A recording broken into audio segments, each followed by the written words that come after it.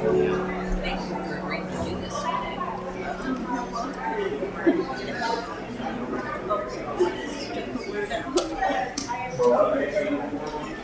Anita has to take downstairs. Not last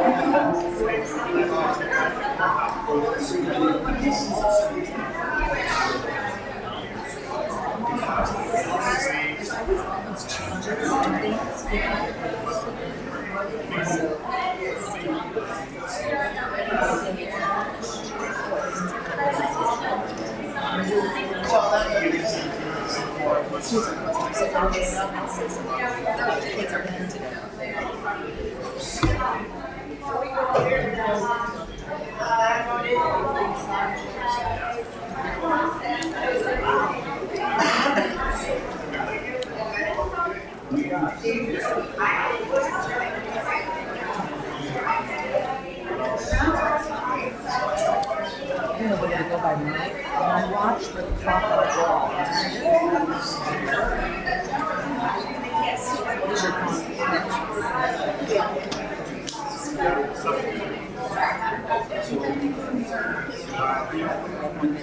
Doug says okay.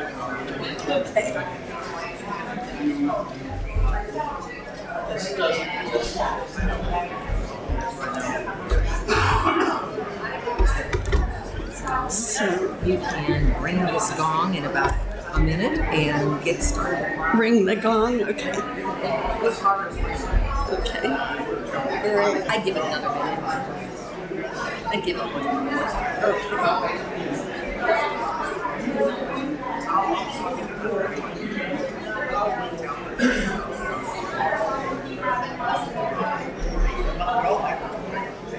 Okay, you might as well.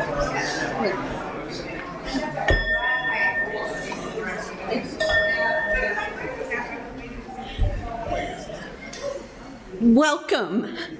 My name is Cindy Loudon, and I use she, her pronouns. I serve the congregation as a member of the board, the adult education, religious education team, and the environmental justice team. And I'm co-leading this morning's service as worship associate. Welcome to our special place. At the Unitarian Universalist Congregation of the Quad Cities, we welcome all people into our beloved community of whatever race, age, class, ethnicity, physical ability, sexual orientation, gender identity, or religious background. We welcome especially those joining us for the first time. We live stream our service on YouTube, and our recordings are then saved in our YouTube channel. If you do not want to appear in our recordings, you may sit under the owl's nest by the bookshelves in the back. We invite everyone to join us downstairs after service for coffee and conversation. Thank you for joining us this morning. This is the first Sunday of the month, and I invite you to recite with me the words from our Statement of Right Relation. Let's see, it should be in the front. Let's see, okay. Loving kindness guides us as we come together in a spirit of generosity, respect, and empathy, mindfully aware of each other's inherent dignity and worth. Okay. All right. And now we'll hear the prelude. Or do this again.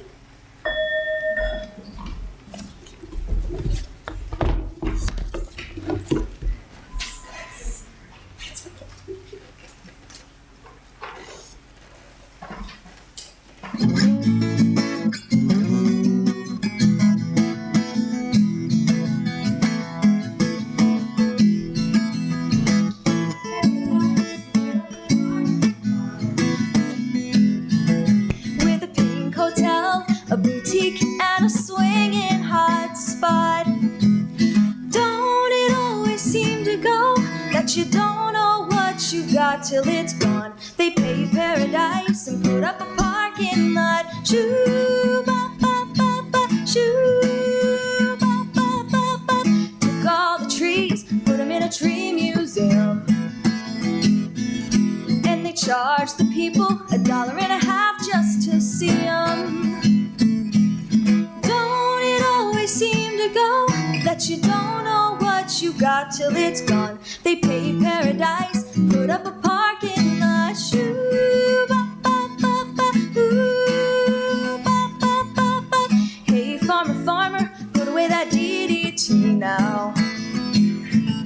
Give me spots on my apples, but leave me the birds and the bees. Please, don't it always seem to go that you don't know what you've got till it's gone? They paved paradise and put up a parking lot. Shoo ba ba ba ba, ooh ba ba ba ba.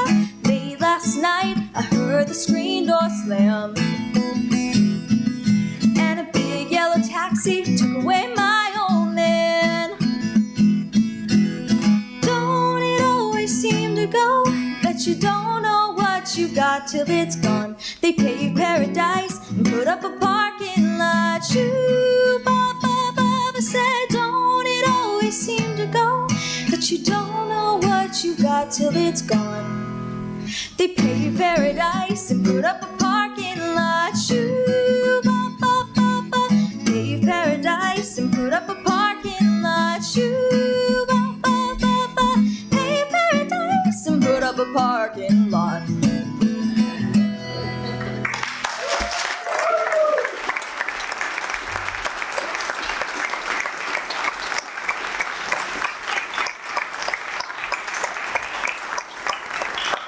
That was great. Thank you so much.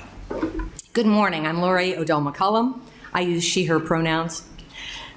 Today we will focus on the differences between being plastic and being real. In the reflection, I will talk about the reality of plastic, which is an oxymoron that gives me a headache. But for this moment, I want to focus on the metaphor of being plastic. What happens when we juxtapose a true thing with something artificial? Am I too far away?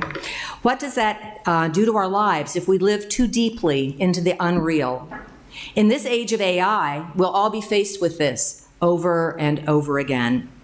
I'm reminded that we're coming out of Pride Month, a month in which we honor the true selves of those who've been dismissed by our culture time and time again, sometimes by those they love the most.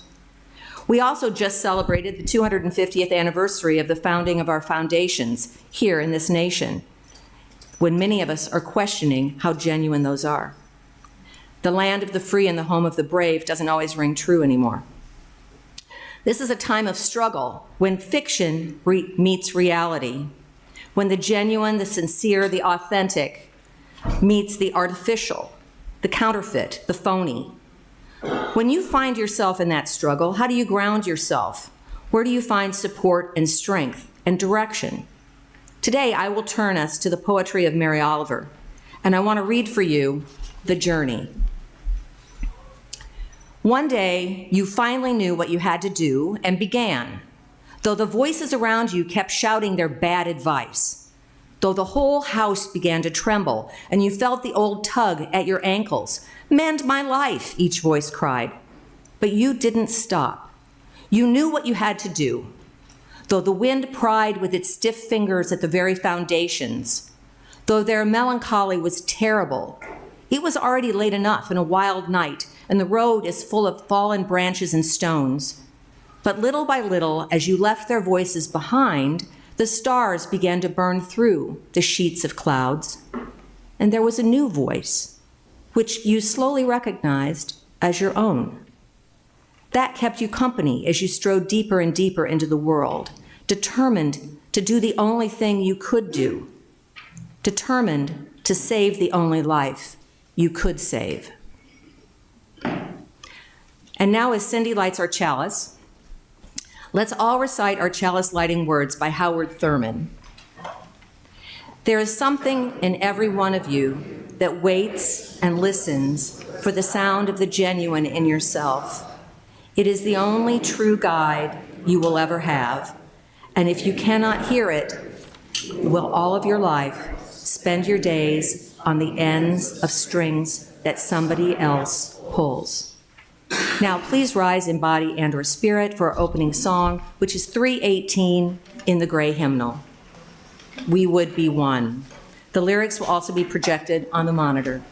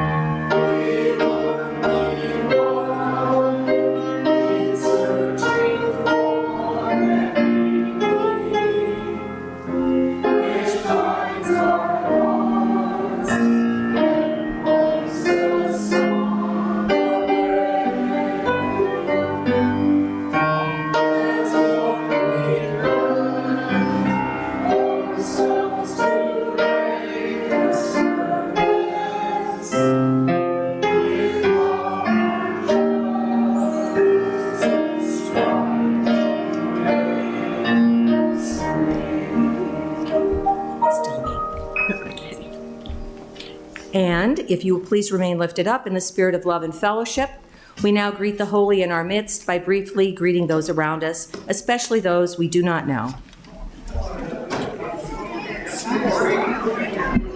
Sure.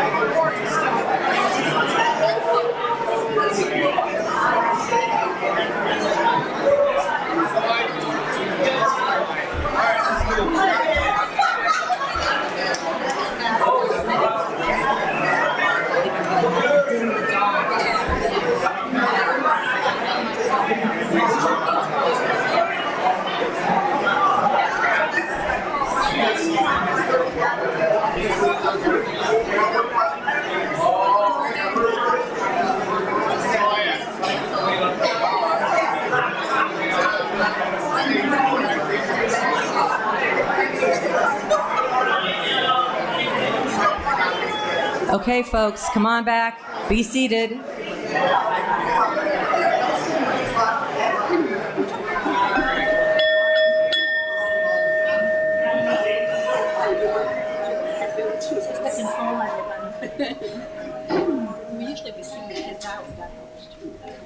Susan Perry. Is Susan Perry around? Oh, Susan. Yes. Oh, you're right. Just waiting. It's a miracle. Just waiting for her to sit down. What can I say? Anyway, good morning. I'm still Susan Perry, a member of the pastoral care team. As we gather today, we pause to reflect on what lies within our hearts. In this time of sharing, we take a moment to recognize our personal joys and sorrows and to read from the book of joys and sorrows, those personal life events that you have chosen to share with us.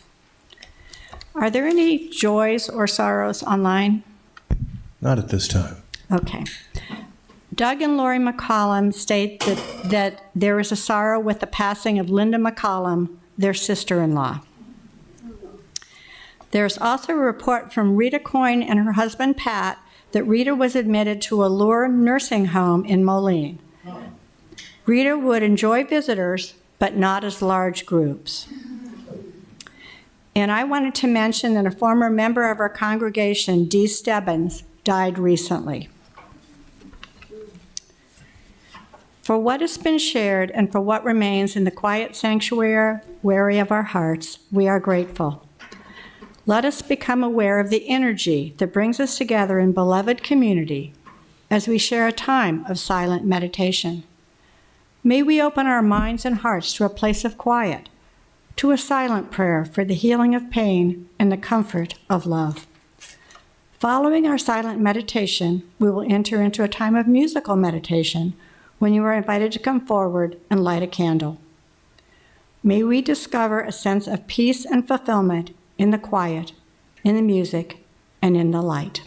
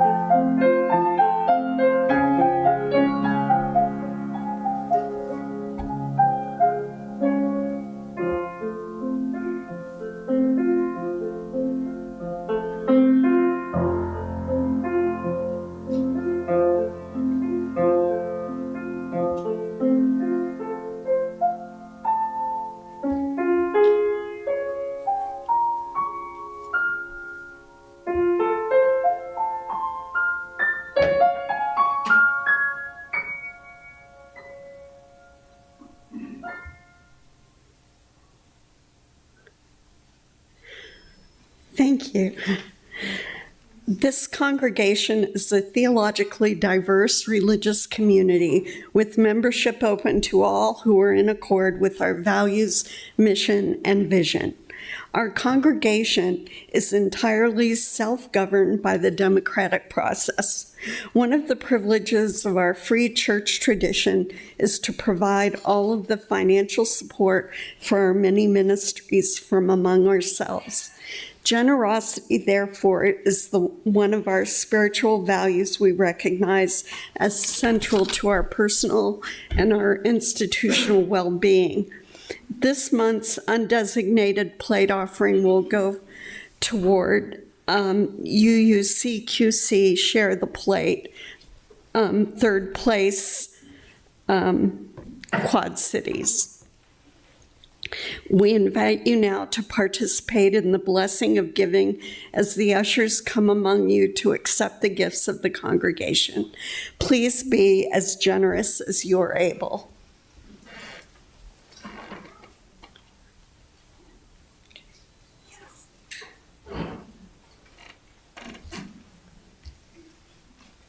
It's time to liven things up a bit.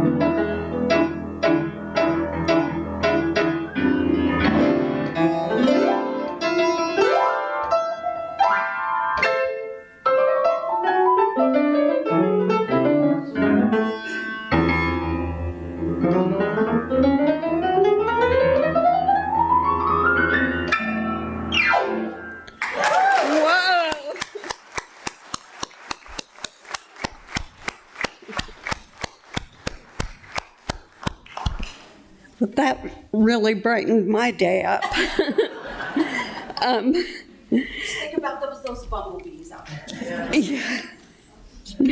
For all the gifts of time and treasure that you give to the congregation, with sincere gratitude, we thank you.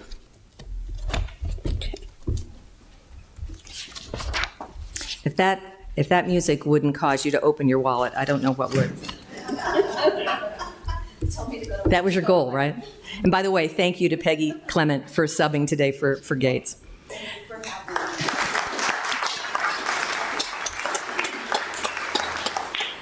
I read today from the writings of Melissa Harris Perry, a lifelong Unitarian Universalist who has spoken from the pulpit at All Souls Church in Washington, D.C.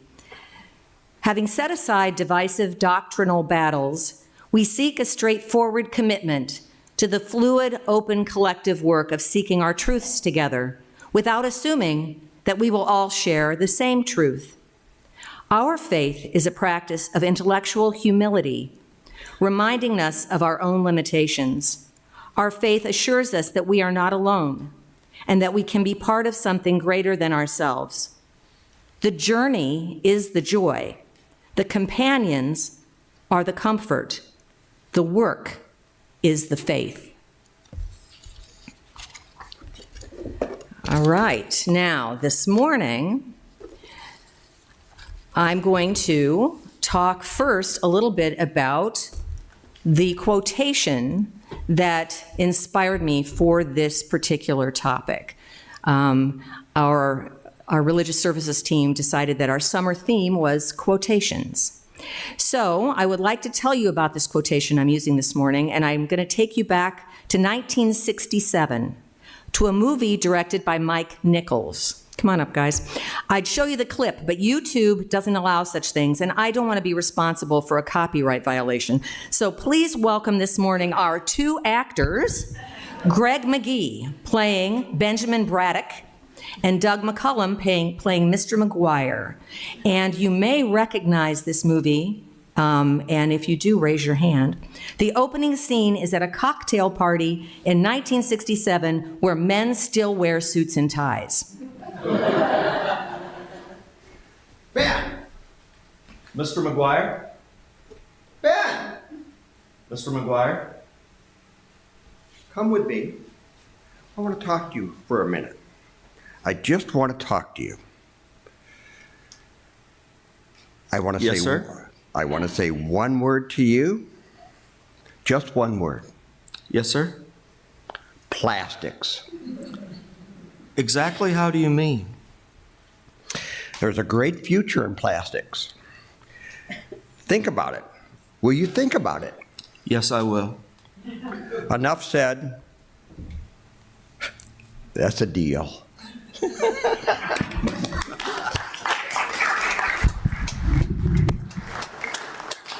Who knows the movie? Mike? The Graduate. Many of you weren't even born yet, but you really should check out that movie. This is 1967, the heyday of plastic's invasion of our culture. We had Tupperware, Legos, hula hoops, Barbie, Ken, G.I. Joe, Melmac, Lucite. It was everywhere. But let's back up just a bit. Did you know that the first plastic product was debuted at the Great International Exhibition in London, wait for it, in 1862? I know, who would have guessed? But major production really expanded after World War II more than 80 years later. Can we have the next slide? Plastic is made from byproducts of oil, and the primary company names are familiar, including Dow, ExxonMobil in the US. It is estimated that over 9 billion tons of plastic have been produced since they began. But more importantly, more plastic was made in the last 10 years than was made since the beginning of production in the 1800s. If global trends continue, plastic production will increase by 40% in the next decade. Since 2010, over $200 billion have been invested in new petrochemical plants in the communities on the Gulf of Mexico called Cancer Alley. More about that later. So, next slide. Plastic has many advantages, including being adaptable, lightweight, durable, flexible, inexpensive. It's very convenient. It has replaced the use of wood, glass, paper, animal products, and metal in nearly every industry. Fragile glass bottles are now made of lightweight plastic. Food cans that used to corrode are often made of plastic or lined in plastic. It overtook paper in grocery bags while replacing wood in toys, kitchen utensils, and furniture. It's replaced metal in many auto parts, which has made our cars lighter and therefore more efficient. It's replaced cotton, wool, and silk in our clothing. Did you know that nylon and polyester use the same underlying chemicals as plastic? You're basically wearing plastic. It's replaced ivory, bone, and tortoise shell in buttons, combs, and jewelry. It's now essential in our medical care. Next slide. And now the next one. I managed to miss one. There we go. Did you know that plastic is in all of this stuff? It's ubiquitous. It's in our personal care products and in our kitchens. Okay, next slide. Now I want to see what your connection is to plastic right now. Do a little inventory of yourself. I've got plastic glasses, polyester in my shoes, plastic in my phone. How about your home? Carpet's made of the same thing as plastic. It appears in our appliances, toys, furniture, about 20% of the composition of our cars. It's everywhere. And it's not all bad. Anybody who's been to the hospital lately has seen pound upon pound of plastic waste because it's easier than sterilizing glass and metal, and it's more economical. Next slide. But let's distinguish between the necessary and the unnecessary and the convenient uses.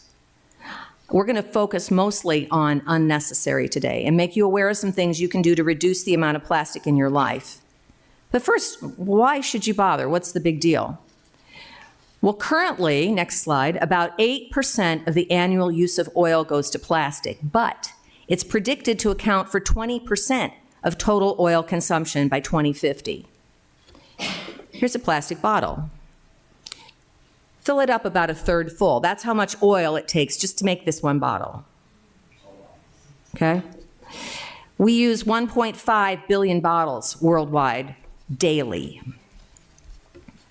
Plastic pollutes throughout its life, during production, during its use, and during its disposal. There's this 85-mile stretch of land along the Mississippi River in Louisiana called Cancer Alley that has 150 petrochemical plants and refineries, and 50% higher rates of cancer than anywhere else in the country. And they're mostly in regions where Black and brown people live in poverty. So this is also an environmental justice issue. Production of plastic also contributes to climate change. Those plants are expected to release more climate warming gases than all the coal-fired plants in the US in the next 8 years. Next slide. Did you know that the average American consumes about 5 grams of plastic each week in our food? Oh, there's Cancer Alley. I'm sorry, next slide. There you go. You eat about that much plastic every day. That's because it's in everything. I'm sorry, every week. I better get that right. Every week. That's the weight of a credit card, 5 grams. Start at the beginning. Babies chew on plastic teething rings, but they've already got plastic in their body when they're born. Whenever they've tested umbilical cords, they find plastic particles.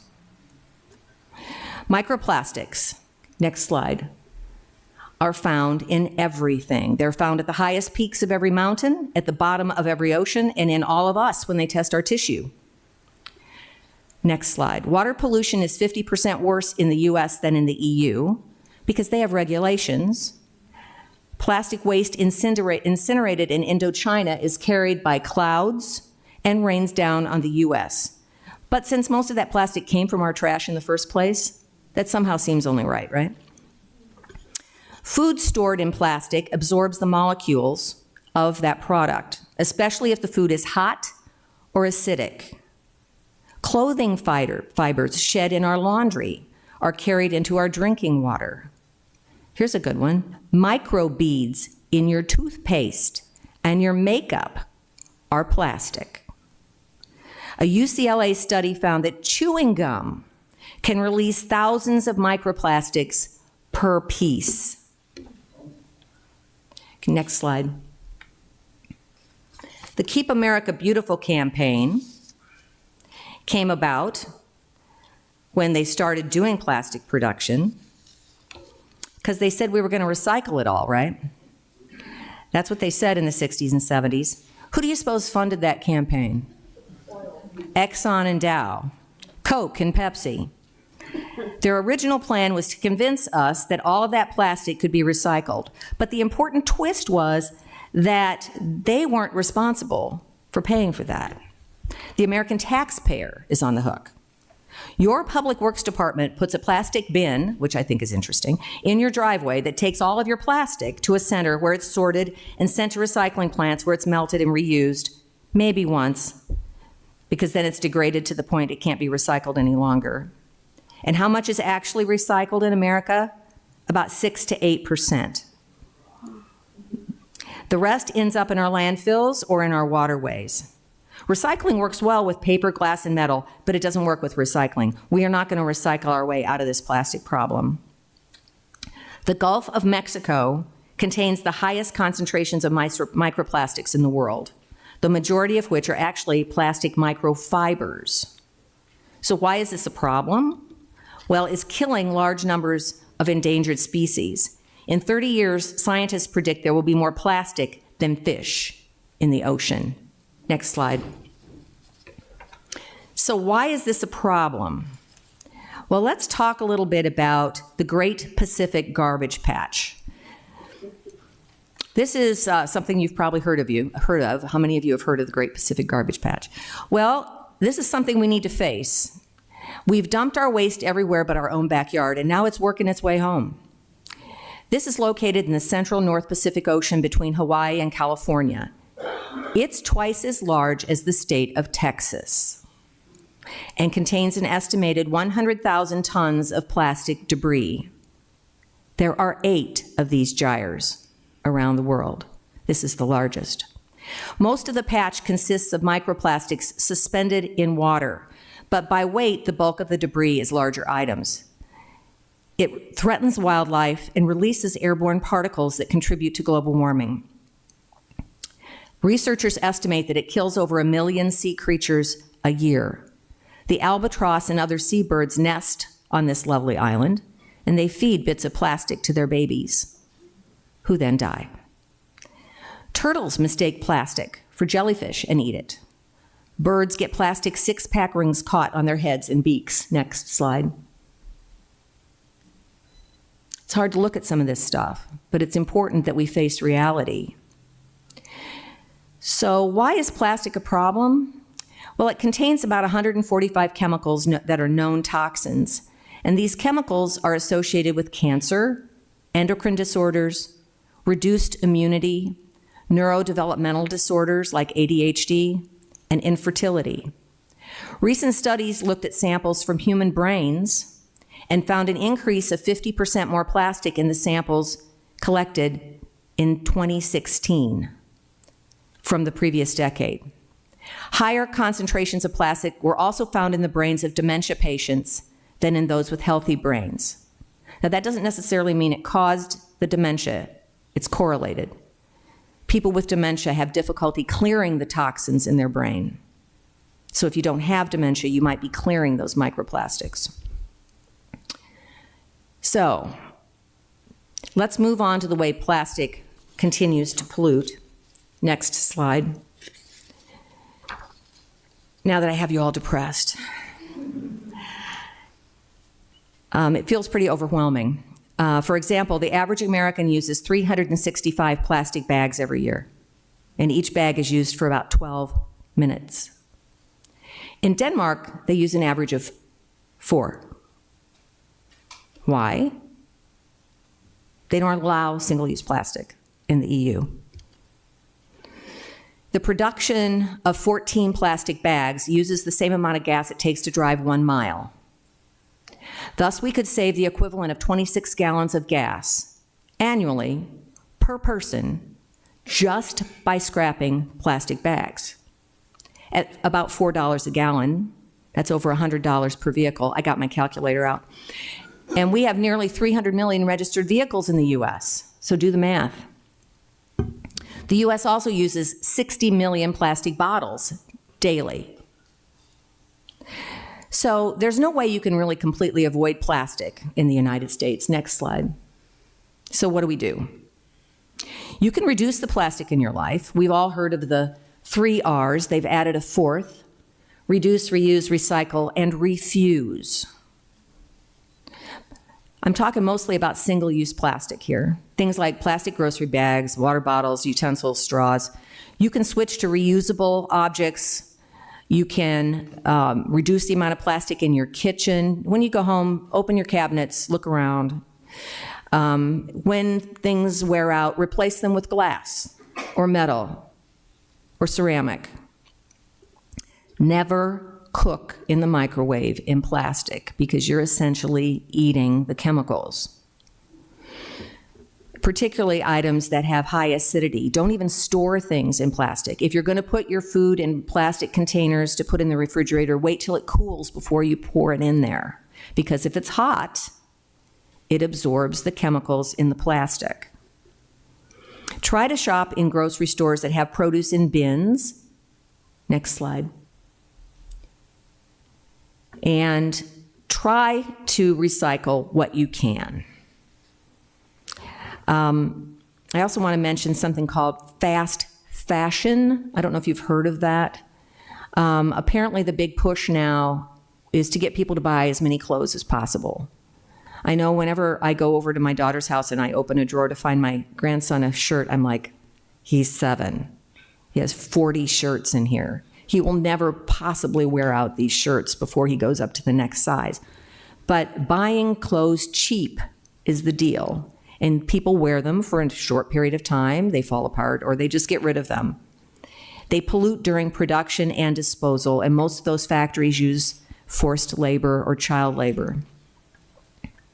So if you know anything about these numbers, you know that you're supposed to look at the little plastic item. If it doesn't have one of these emblems on it, it's not recyclable.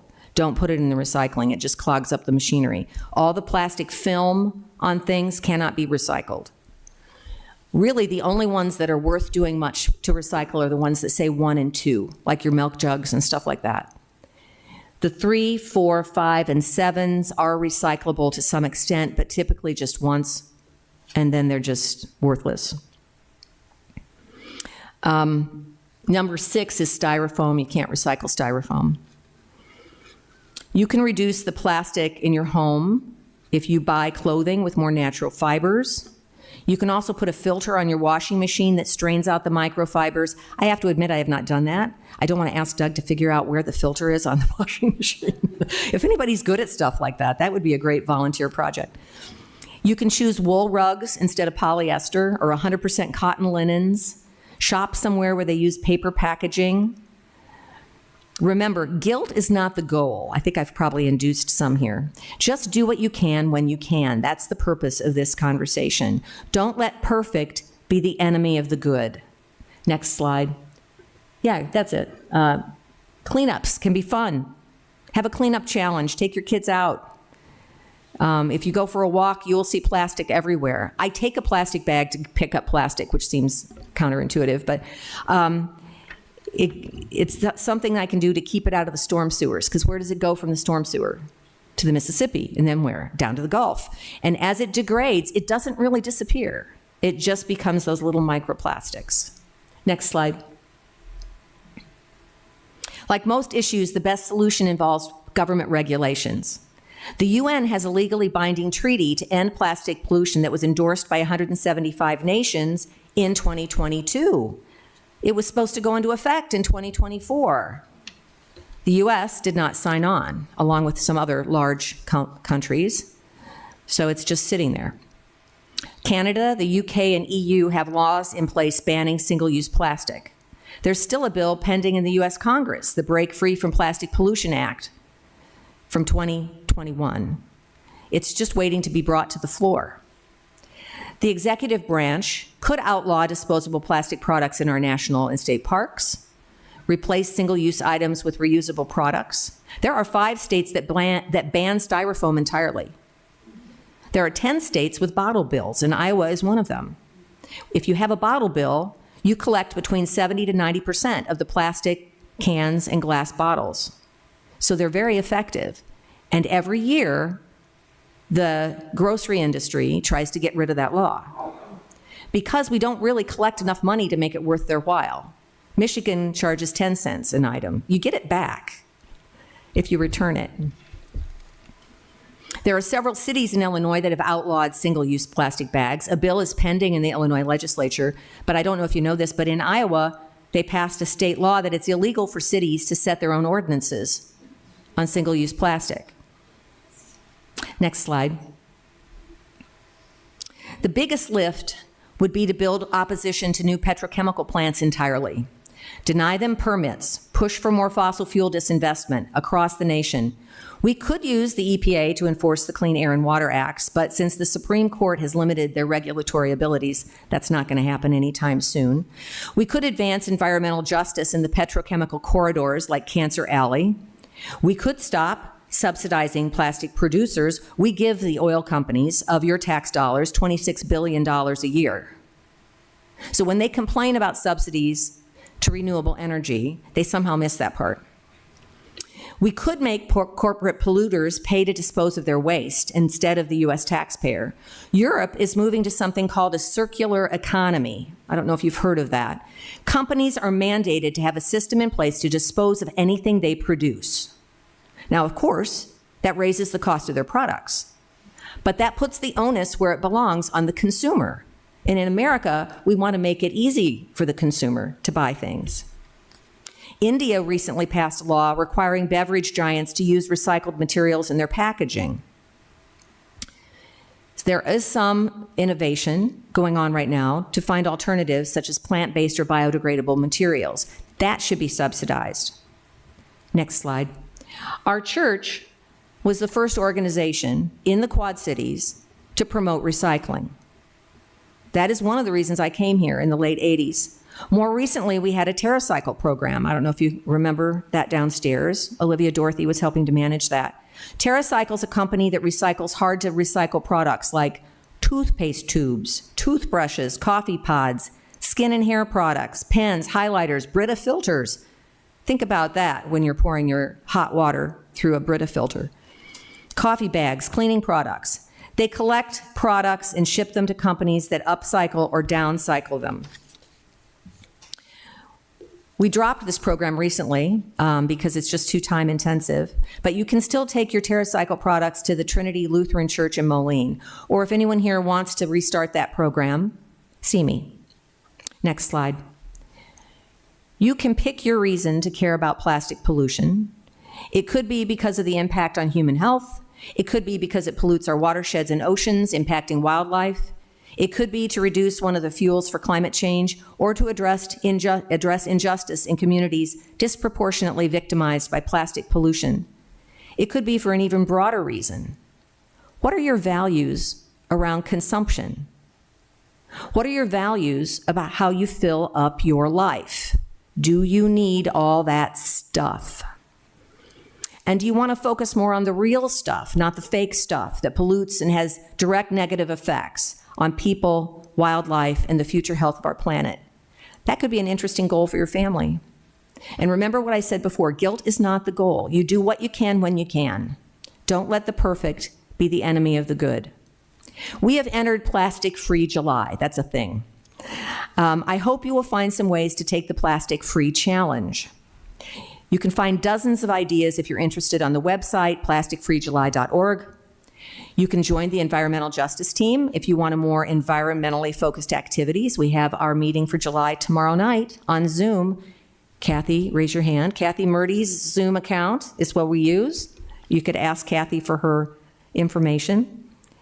I appreciate your interest today. There's a table downstairs with some handouts if you want some more additional information and some things that you can look through. Thank you today for your attention. Let me see if I can find where I am.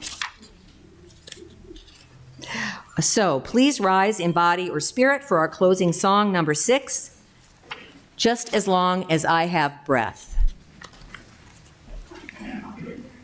Next slide. There we go. That's all right. I didn't give you quite enough time there, did I? The lyrics are also projected on the monitor.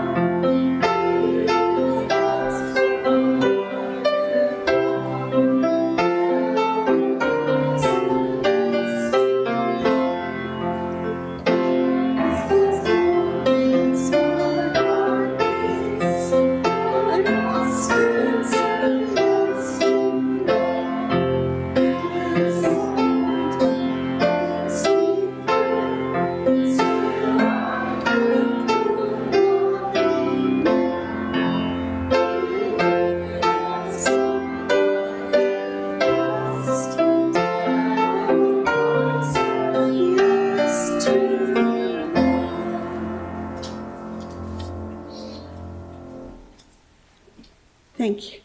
Now for the announcements. If you have an announcement for a Sunday service, please send it to the office at uucqc.org by 12 noon on Thursday before the service. We have a few announcement items. Are you a visitor or new to our congregation and curious to learn more about Unitarian Universalism?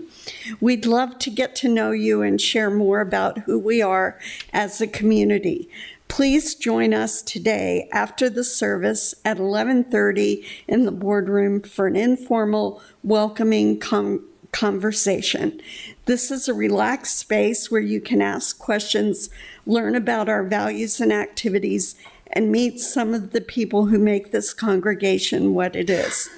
Members are also warmly invited to attend and share their own stories about how they found UUCQC and what being part of this community has meant to them.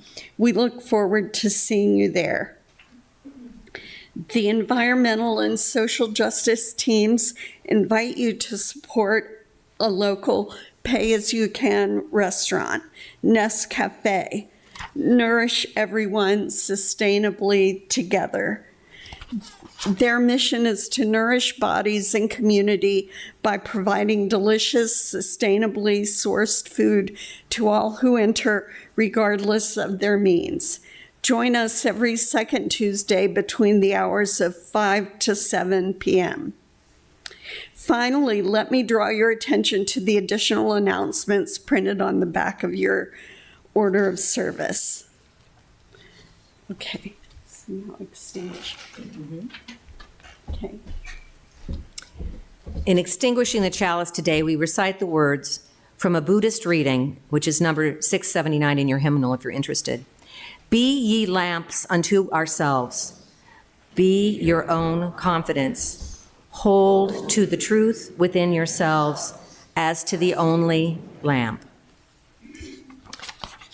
I hope that today you were challenged to think, to feel, to face hard truths, to reach out to others, to see a path that leads toward a flame. Because while fiction can be entertaining and can teach us lessons, can offer us metaphors for contemplation, we need to be able to ground ourselves. If we do not touch the real at least part of the time, we may not feel secure. We can become transfixed by a mirage and fail to do those things that we know in our heart we need to do.